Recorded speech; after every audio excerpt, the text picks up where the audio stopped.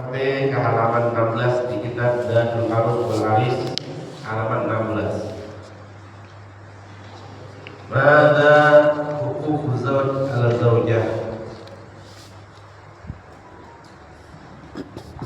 Bismillahirrahmanirrahim. Bismillahirrahmanirrahim. Qala mu'allif rahimahullah wa nafa'ana bihi wa bi ulumihi fid dharaini amin. Mada huquq zawj ala zawjati wajibun ala zawjati antati'a zawjaha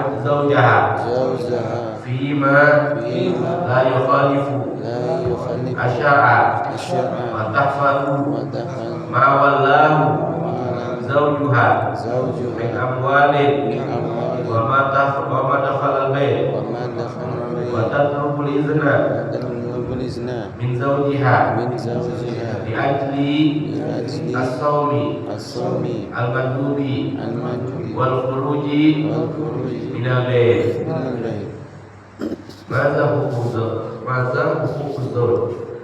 Apa itu hak suami di atas istri, yaitu kewajiban seorang istri. Haknya seorang suami yang dijalankan pada seorang istri. Jadi yang kerjain ini istri. Kemarin sudah dibahas tentang haknya seorang istri, yaitu kewajiban bagi seorang suami. Nah, ini sekarang yang dibahas haknya seorang suami, yaitu kewajiban bagi seorang istri. Wajib ala zaujah, hukumnya wajib bagi seorang istri antati'a zaujaha, dia seorang istri wajib taat kepada seorang suami. Bagaimanapun kedudukan seorang suami patut didengar, patut dilaksanakan, patut dikerjain. Fima la yukhalifu syar'a, selagi tidak melenceng dari syariat. Jadi selagi apapun yang bukan melenceng dari syariat, bukan suatu keharaman, bukan suatu makruh, itu jadi wajib bagi seorang istri. Si suami minta masakin jengkol, besok masakin gue jengkol lagi pengen, itu perintah, wajib masakin jengkol, bikin redo si suami, bikin senang si suami, jadi wajib. Karena bukan suatu yang haram. Kalau kerjain yang haram, baru keluar gak usah pakai kerudung. Nah itu kan jadi haram. Nah, itu nggak apa-apa, nggak ditaatin, kagak dikerjain, kagak didengar kalau omongan suami nggak apa-apa. Tapi kalau omongannya cuma perintah itu suatu yang mubah, itu kerjain bisa jadi wajib. Apalagi kerjainnya disuruhnya sholat, apalagi yang disuruh memang cari ridho di suami, pijitin, apalagi di bab rumah tangga, apalagi bab ranjang, suami minta harus wajib dilaksanain.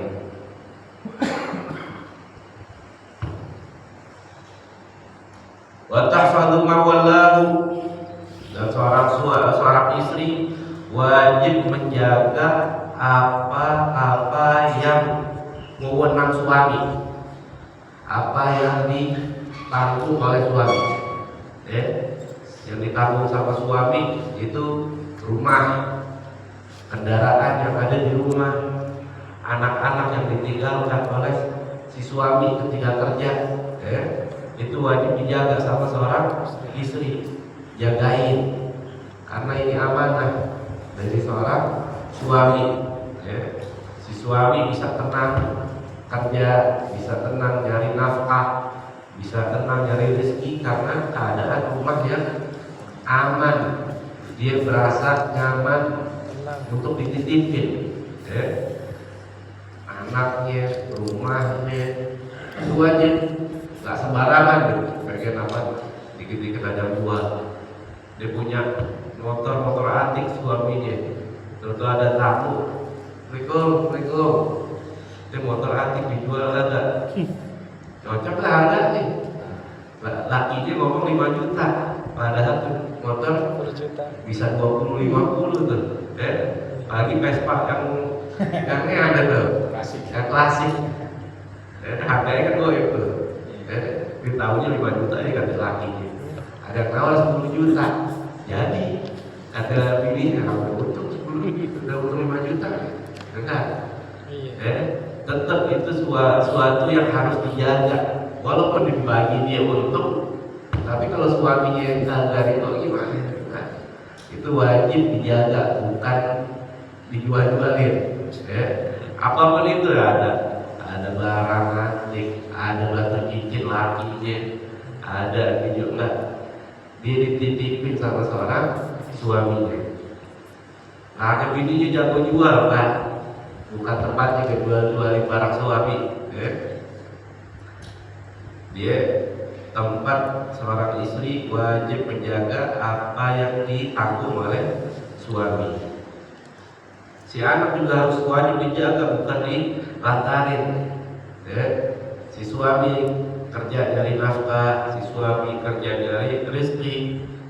Kewajiban seorang suami apaan? Ajarin anak, yang masih bayi, ajarin ngomong Allah, Allah, Allah, A, Ba, Ta, dan seterusnya. Kalau ABC dulu terserah, yang penting dia bisa ngelafalin. Itu pelajaran buat si anak yang umurnya. Kalau nggak diajarin sampai 10 tahun juga kagak bisa tuh anak. Kalau nggak dibantu nama istri, kapan bisa itu anak bisa ngomong? Taunya lisennya latu-latu, tugas laki gue yang ngajarin anak. Nggak begitu. Yang dikerjain sesuatu yang kewajiban seorang suami dikerjain sama istri, itu pahalanya lebih besar. Karena bukan suatu kewajiban, apalagi disuruh oleh suaminya, double tuh. Udah double cari ridho suami, double pahala wajib dari perintah dari seorang suami. Kalau berangkat kerja ajarin anak, baca Fatihah, baca buku, ajarin siapa itu Allah, siapa itu Nabi Muhammad, siapa itu para kekasihnya Allah, siapa itu Sayyidina Abu Bakar, Sayyidina Umar, Sayyidina Utsman, Sayyidina Ali. Baca cerita-cerita tentang Nabi Muhammad SAW. Nabi Muhammad itu rambutnya ikal, mukanya berseri-seri, kemerahan, hidungnya mancung. Biar tuh anak kebayang siapa itu Nabi Muhammad SAW. Indah kalau memang udah hariannya indah. Dari kecilnya udah kebayang sama Nabi Muhammad, makin gede makin penasaran sama Nabi Muhammad. Dari kecil udah diajarin tentang Al-Quran, dari Al-Fatihah, Alif Lam Mim, Qul Huwallah, ayat kursi. Seterusnya dia makin cinta sama Al-Quran. Kalau dari kecil kagak ditanam tuh cinta Nabi, cinta Allah Taala, makin gede dikasih makin longgar. Akhirnya makin jauh. Makanya seorang istri wajib menjaga apa yang udah dilakukan seorang suami, apapun itu. Yang ada di suami, yang sekiranya suaminya lagi keluar, tanggung jawab dia yang lagi ada di rumah dikerjain. Jaga rumah. Dari apapun itu. Kalau ada orang jahat, diteriak minta tolong yang lain. Bukan ada orang jahat diam aja, bukan apa gue bukan selalu laki itu biarin aja motornya diambil orang. Nggak gitu. Nggak begitu. Dia wajib menjaga. Wajib menjaga apa yang udah tanggungan suaminya. Min amwal, dari harta-harta, jadi yang berupa harta, yang berupa kewajiban itu dijaga sama seorang istri. Selagi si suami kagak ada, kalau suaminya ada di rumah ya jadi tugas seorang suami. Wa ma dakhalal bait, dan apa-apa yang ada di dalam rumah. Itu tadi yang bilang ada motor, ada mobil, ada cincin, ada perabotan-perabotan yang ada di rumah dijaga baik-baik, ya. Bukan ada kesempatan jual, nggak begitu. Ada nawar harganya bagus, nggak begitu. Walaupun dibilang ini dia beliin di dulu jam Rolex misalkan 200 juta, bininya sendiri yang beliin hadiahnya buat seorang suaminya, hadiah ulang tahun. Ada orang kolektor, ada yang nawar 500. Kemarin dulu beli 200, ada yang nawar sekarang jadi 500. Boleh gak langsung jual? Enggak, izin dulu sama suaminya. Gimana juga itu udah jadi milik si suami, si istri itu wajib menjaga yang udah ada di rumah. Walaupun udah jelas-jelas untungnya, nggak kata dia, gue kasih 500, ntar besok beli lagi yang 200, 300 gue simpan. Nggak begitu, nggak begitu. Kalau zaman sekarang udah enak gitu, izin sekarang tinggal telepon, bang, ada nawar begini boleh nggak? Kata abangnya, lah kesempatan, jual. Ntar di jam lari yang segitu kita sisa beli mobil. Nah, buat sekarang enak, ada telepon, zaman dulu kan telepon. Makanya dikit-dikit sekarang serba izin. Seorang istri itu memang kerjaannya izin. Hatta keluar rumah izin. Bang mau beli ini izin. Bang mau kesini izin. Bang mau ini dong izin. Gak sembarangan dia. Walaupun duitnya udah ada di dia. Kalau yang memang udah kewajiban kebiasaan itu ya nggak apa-apa ya, nggak pakai izin. Dia memang udah dikasih duit sama abangnya, sama lakinya, udah duit lalu ke pasar. Dia tahu lakinya memang udah ngizinin dia buat ke pasar, ini duit udah dibuat dibelanjain buat perihal rumah tangga. Itu nggak apa-apa, karena lakinya udah memaklumi. Tapi kalau sesuatu yang kagak maklum, yang kagak disangka-sangka, bakal keluar, itu harus izin. Wa tatlubul izna min zawjiha, dan meminta izin. Seorang istri wajib meminta izin kepada si suami li ajli shaum, untuk berpuasa mandub, puasa sunnah. Untuk puasa sunnah seorang istri itu wajib izin kepada seorang suami. Walaupun puasa wajib, tapi yang godok seorang istri punya godok di bulan puasa, di bulan Ramadan 10 hari.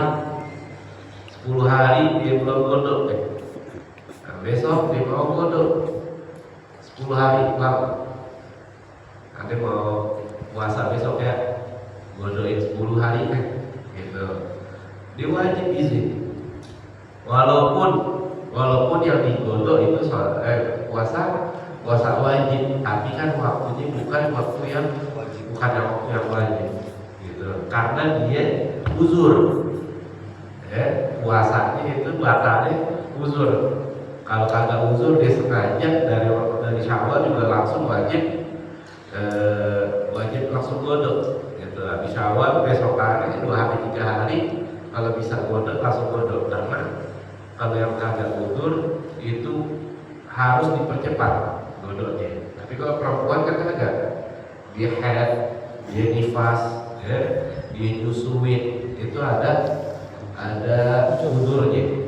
Jadi nggak apa-apa ditar-tarik sampai dikasih waktu tuh 9 bulan, 11 bulan malah, dari Syawal sampai bulan Sya'ban, dikasih waktu mau hari apa aja, selain 1 Syawal, selain 10 Dzulhijjah, Lebaran Idul Adha, selain 11, 12, 13, 5 hari nih yang kagak boleh dipuasain.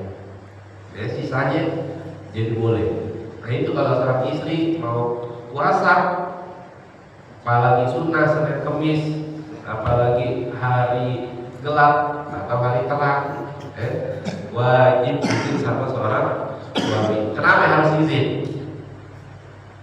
Takutnya tengah hari lakinya pengen, dia lagi di jalan atau ada dia pengen banget, kan harus ngelampiasin, dia ngelampiasin pulang, minta ambil bininya.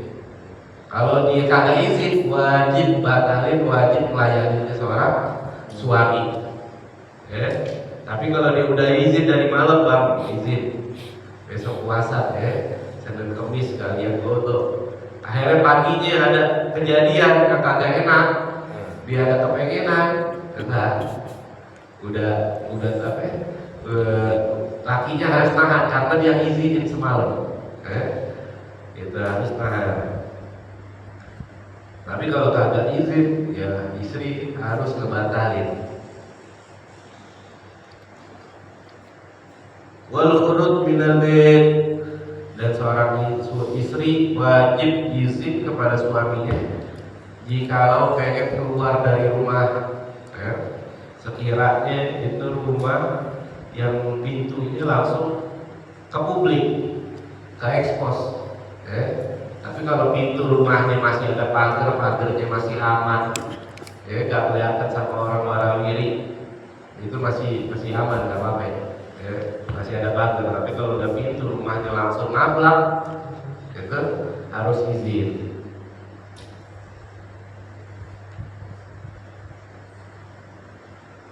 Wa min husni asyratil mar'ati li rajuli an la tuhamil zawjaha, dan di antara bagusnya bergaul seorang istri bagi seorang suami, an la tuhamil zawjaha ma la taqata labih, seorang istri itu tidak membuat beban seorang suaminya. Seorang istri jangan memberatkan suaminya apa yang dia tidak mampu. Di kebiasaan dia, kemampuan dia, misalkan dihitung-hitung sehari 100, dia pengen sehari 1.000.000. Padahal istri kita tahu sendiri, laki gue sehari-hari 100. Toto aku pengen pokoknya sekarang sehari 1.000.000. Bukan kemampuan dia, gitu. Mau kerja di mana juga, udah waktunya udah habis satu kerjaan ini, nggak bisa dia maksa seorang istri, gitu ya. Kalau dia mau maksa, ya kan dia udah terima dari awal mau jadi lakinya, tahu keadaan lakinya seperti apa, kerjaannya seperti apa, kan diseleksi itu sebelum nikah. Kalau udah nikah, ya udah, gobil tuh tazwijah, saya terima nikahnya, saya terima orangnya, saya terima pekerjaannya, saya terima jelek bagusnya, saya terima akhlaknya, saya terima segala macam kan. Makanya kudu diterima. Makanya sebelum nikah, sebelum akad, dianjurkan seleksi sebenar-benarnya, dari perangainya, dari parasnya, dari kerjaannya, itu memang harus diseleksi biar kagak ada lumel-lumel, penyesalan, dikit-dikit nyalahin ini, nyalahin itu, enggak. Kalau memang mau diseleksi dari awal. Nah, seorang istri itu tidak dianjurkan untuk membuat beban seorang suami yang suami kagak mampu. Bukan bab nafkah doang, bab beda juga bab kepuasan. Bab kepuasan seorang istri juga sama. Dia tahu seharinya laki itu bisa sehari sekali petok. Seorang istri minta, bang, sehari pokoknya 5 kali. Itu juga di luar kemampuan seorang suami. Gitu, jangan maksain, gitu. Toh kalau jadi maksain, yang ada pekerjaan ntar jadi terbengkalai, Jadi repot kemana-mana.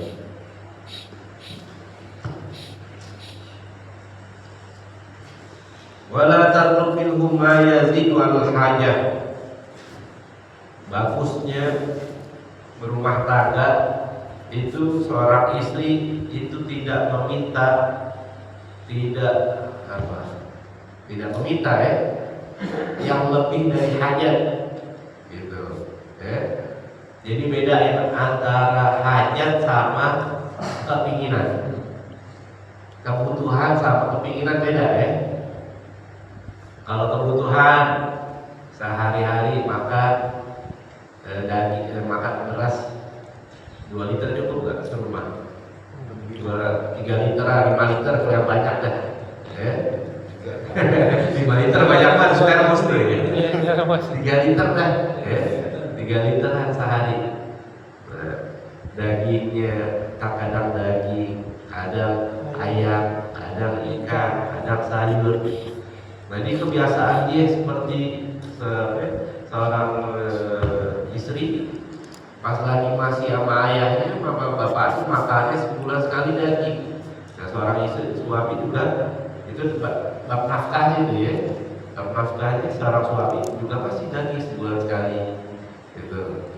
Nah tapi kalau seorang istri yang tadinya biasanya sebulan sekali ayam, sebulan sekali daging, entar seminggu sekali ayam diselingin sama ikan. Akhirnya pas kawin sama dia, aku pengen setiap hari makan daging, makan sate, makan sop, makan ikan, makan seafood, yang enak-enak dan disebutin. Terus yang ada merek, ada brand-brandnya, enggak, gitu. Ini bukan hajat, ini di luar dari hajat. Jadi kepengenan. Jadi bedain antara kepengenan sama hajat, sama kebutuhan. Dia udah punya HP, udah bisa medsos, udah bisa buat berhubungan, udah bisa buat nyambungin silaturahmi ke teman-temannya, ke keluarga.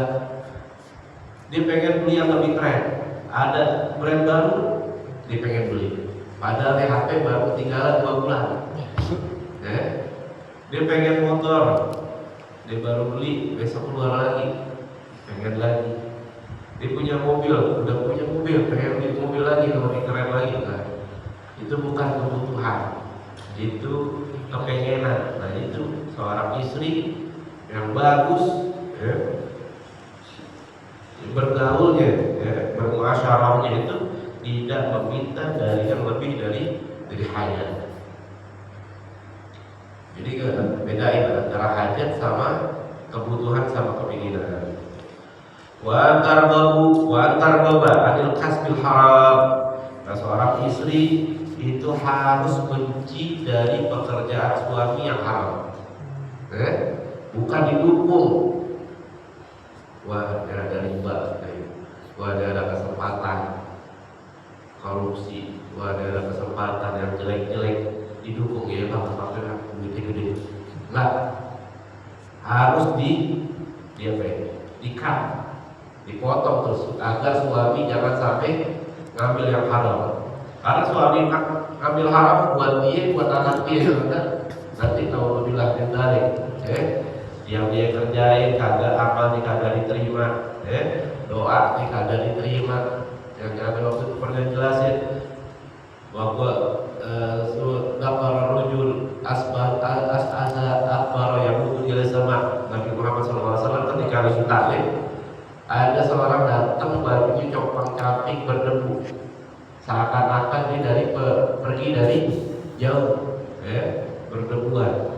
Nah kalau ada hadis yang lain kan, orang yang lagi safar itu doanya diijabah. Nah ini para sahabat, wah ini doanya diijabah nih. Pada minta doa sama orang yang musafir. Akhirnya Nabi Muhammad SAW ngasih terawang, dikasih sama Nabi Muhammad SAW.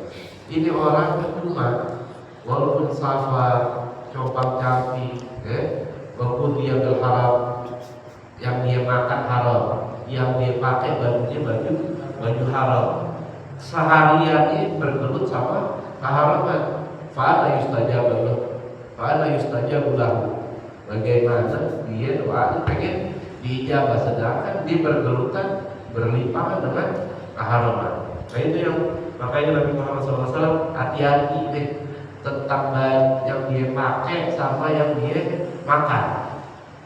Ya, karena yang udah makan itu jadi haram, yang bakal menunda amal diterima sama Allah Ta'ala. Dia sholat tapi makanan yang haram, ya, jadi kagak sah sholatnya. Sah aja, bukan gak sah, kagak diterima. Ya, itu sholat ngambang, kagak tembus ke langit. Ya, ibaratnya kalau telepon bisa telepon, memanggil tapi berdelingnya kagak, gimana mau nyambung? Kagak ada kotanya itu. Dia memanggil, dia kerjain, gitu. Tapi kagak nyambung. Jadi itu umpamakan kalau seorang yang makanannya haram, yang bajunya haram, semuanya kerjaannya haram, itu amal tertunda. Nauzubillah min dzalik. Makanya jangan sampai seorang istri ngedukung, jangan sampai nih seorang istri ngedukung pekerjaan suaminya kagak yang haram, harus ikat, harus disotop. Dia tahu suaminya ada yang nggak bagus, ada riba, ada korupsi, ada pekerjaan yang ada keharaman di situ. Jangan bang, gue nggak mau ngambil yang haram-haram. Sampai para ulama, yang Imam Syafi'i, dia punya abad itu makan ngejaga waroknya. Dia pernah makan apel yang jatuh dari sungai, yang jatuh dari sungai dimakan setengah, diingat, ya Allah, ini apel siapa?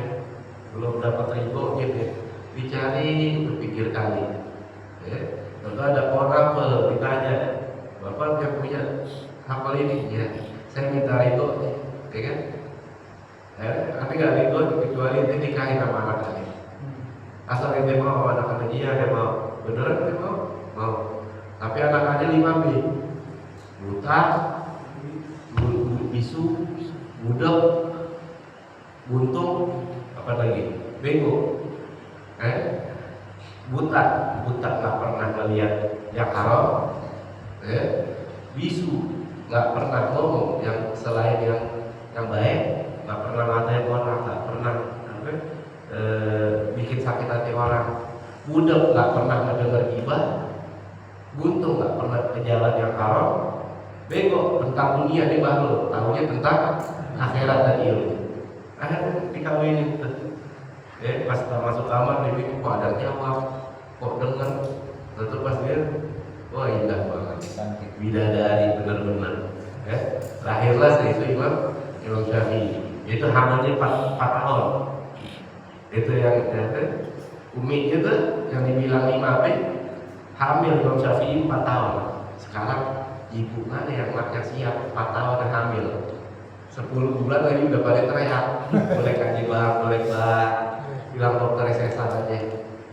4 tahun Imam Syafi'i di dalam perut, di kandungan itu 4 tahun. Kerjaan cuma dibacain Quran di tiap hari umurnya. Makanya umur 5 tahun, 6 tahun Imam Syafi'i udah hafal Quran. Karena memang udah tua di dalam perut, tiap hari dibacain sama umurnya. 5 tahun di keluar, tapi di dalam perutnya udah 4 tahun, 9 tahun berarti dengerin Quran tiap hari. Terus gitu. Nah, ibu sekarang ngurusin 10 bulan udah paling gak kuat, berat banget gak kuat. Nah itu al-ajru bi ghairi ta'ab. Pahala itu, ganjaran itu sebagaimana kecapekannya. Makin tingkat capeknya makin gede, pahalanya makin gede. Nah, anak-anak yang punya seorang ibu, punya anak 5 laki semua, beringas semua nih, masya Allah, tuh rumahnya dikit-dikit berantakan, dikit-dikit teriak, itu pahalanya lebih gede. Jangan disampaikan apa rumahnya perempuan 1 biji, kalau tuh anaknya nggak pernah marah-marah, pahalanya itu beda. Seorang ibu, seorang istri yang demen marah-marah karena anaknya terus dadanya astagfirullah, astagfirullah, alhamdulillah. Nikmatin itu pahalanya lebih besar. Apalagi lakinya bikin gumbal-gumbal, nikmatin aja, sabarin, syukurin, gitu, ya. Itu pahala makin gede seorang istri seperti itu. Wa antar anil kasbil haram lima fihi halal wa dimar, yang mana itu menyebabkan kehancuran dan kebinasaan. Oke, sekarang dia nerima uang yang haram dengan instan, dengan yang banyak, dengan bergelimpangan di dunia, tapi di akhirat binasa. Semuanya dihisab. Harta itu yang halal aja dihisab, yang haram itu diazab. Itu paham itu ya. Rizki itu yang halal dihisab, yang haram diazab. Itu yang harus jadi catatan. Yang halal aja dihisab repot. Ini benar dapatnya daripada dikeluarinnya benar, ada tempatnya. Apalagi yang haram dapatnya udah jelas langsung diazab. Dia dapat dari yang halal. Kalau dikeluarinnya bukan tempat yang halal, bukan di tempatnya, karena hisab. Kita makan aja, kagak baca bismillah, kagak baca alhamdulillah, karena hisab. Itu duit dari mana? Itu beli beras dari mana? Beli lauk dari mana? Tapi kan kalau kita baca makan bismillahirrahmanirrahim, Allahumma barik lana fi ma razaqtana wa qina adzabannar, makan. Sesuap habis piring, dua piring, tiga piring. Selesai, alhamdulillahilladzi at'amani wa razaqani min haulin min ghairi haulin wala quwwah. Hisab bilang, kalau dia udah baca bismillah di awal sama alhamdulillah di akhir, hisabnya kagak ada. Gitu. Tapi kalau udah kagak ada salah satu aja kagak ada, jadi kena hisab. Itu bab makan, apalagi bab yang lain-lain. Sampai-sampai Nabi Muhammad SAW ngejelasin bab hisab, demen aja gini. Ada orang temennya dia pakai baju bagus, temennya begini, bahannya bagus. Megang bahan doang nih. Kalau kita juga nampak temen megang kain, nah BHS. Wah sutra ini. Demen tuh kita. Cuma pas tahu gitu, pas habis pegang, terpernah hisab dari bilang, itu tadi megang kain lo. Nah, karena kalau tak kita izin, kagak diredoi, jadi kena hisab. Sampai segitunya tuh hisab. Apa buat apa istilahnya? Buat apaan sih begini nih? Megang bahan doang, biar tahu nih bahan apaan. Itu sampai ada hisabnya seperti itu. Makanya ada hisab, minta ridho, minta ridho sama makhluk semuanya, semua makhluk manusia, minta ridho nih. Itu bab hisab memang berat. Makanya kita ada doa, Allahumma firli min ghairi hisab. Ya Allah, ampunilah aku dari tanpa adanya, Allahumma adkhil jannata bi ghairi hisab. Ya Allah, masukkan aku ke surga tanpa hisab.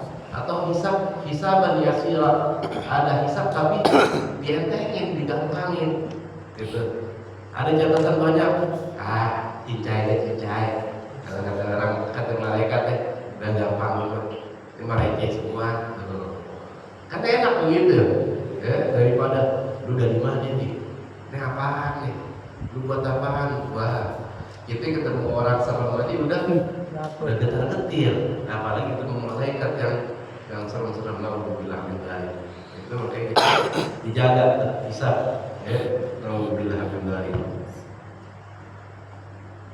Fakullu lahmin nabata min sahdin fannaru aula bih, dan setiap daging yang tumbuh dari kemurkaan fannaru aula bih, maka neraka itu lebih lebih untuknya, lebih tepat untuknya.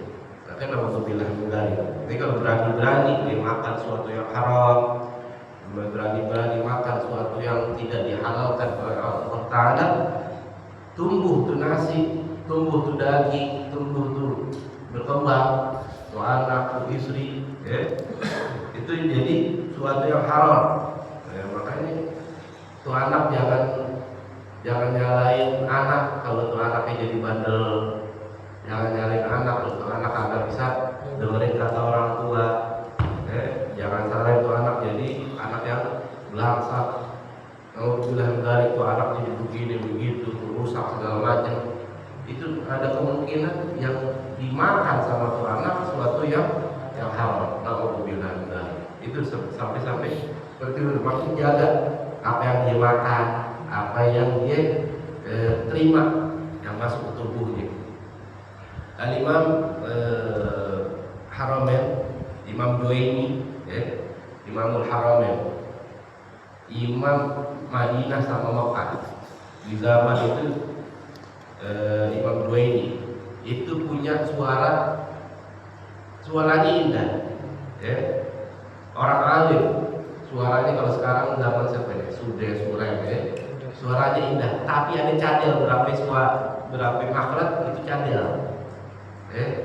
Ditanya ya Syekh, ente punya suara indah, punya makhluk tepat, punya segala macam ilmunya luas. Tapi kenapa kalau ada bab ini ada cadelnya sedikit? Gitu, ada cadelnya, nggak pas, ada kurangnya. Kali Imam Juwaini, ini aneh, lidah aneh kaku ketika ucapin yang ini, gitu.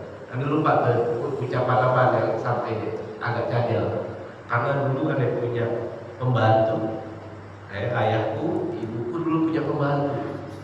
Pembantuku itu ketika masih kolok, dia juga masih nyusuin anaknya, babysitter, babysitter. Tapi babysitternya bareng kan sama anaknya, dia juga lagi nyusuin anaknya. Aneh pas lagi kolok, masih umur di bawah 2 tahun, nangis saja. Agak nangis nih. Akhirnya ditetein sama pembantunya, ditetein sama pembantunya. Baru berapa takut orang tuanya lihat uniknya. Ente ngapain ngasih? Dikeluar dia dirogoh, disuruh keluarin tuh susu yang udah diminum sama Imam Juwaini. Nah itu kata Imam Juwaini, itu sisa yang kagak keluar. Makanya ada punya lidah agak kaku ketika ngucapin ini. Sampai segitunya tuh. Karena ada makan agak dalam keribuan orang tua, dan ada nggak tahu itu pembantu makannya halal apa kagak. Itu sebab itu pembantu ngasih makan sembarangan, kagak izin, dan dia juga masa bodoh kagak orok. Akhirnya halal apa kagak juga habas, diterabas tuh. Yang penting makan, susunya nggak kagak jelas dia halal atau haram. Jadi impact ke Imam Juwaini ada cadel sedikit sampai segitu ini. Makanya kalau kita punya anak, mau bilang dari jangan sampai. Makanya bikin anak sampai kasih makan anak yang halal, yang 100% halal, yang 100% murni kehalalan, jangan ada keharaman. Subhat aja jangan, apalagi haram. Nanti biar kenapa? Dia ibadahnya bagus, taat sama orang tua, bakti sama orang tua, dengerin kata, cinta sama Nabi, cinta sama Allah Ta'ala, dengan beribadah, dengan untuk ilmu. Itu faedahnya nanti. Yang kita nggak bisa yang nggak bisa sangka-sangka, itu hadiah dari Allah Ta'ala. Karena kita sudah memberikan seorang anak yang memang 100% halal. Mau anak yang soleh dan soleha, semuanya dijaga. Dari bikinnya juga harus dijaga. Anaknya, istrinya dijaga tuh perilakunya, jangan sampai berbuat maksiat, sampai nyusuin, sampai hamil. Sering-sering baca sholawat, sering-sering baca Quran, biar tuh anak jadi soleh dan soleha. Fala tasku. Ya mudah-mudahan anak kita jadi anak yang soleh Amin. bisa memberikan nafkah kepada orang kita, orang rumah kita, rezeki yang halal, yang halal, yang thayyiban, yang banyak, yang berkah, yang tanpa kita ada kecapean di dalamnya. Ya, sehingga kita bisa nanti mendapatkan anak kita yang soleh-soleha, Allah bersama kita bisa nanti mengirimkan hadiah kepada kita yang udah nggak ada. Amin ya rabbal alamin. Bismillahirrahmanirrahim.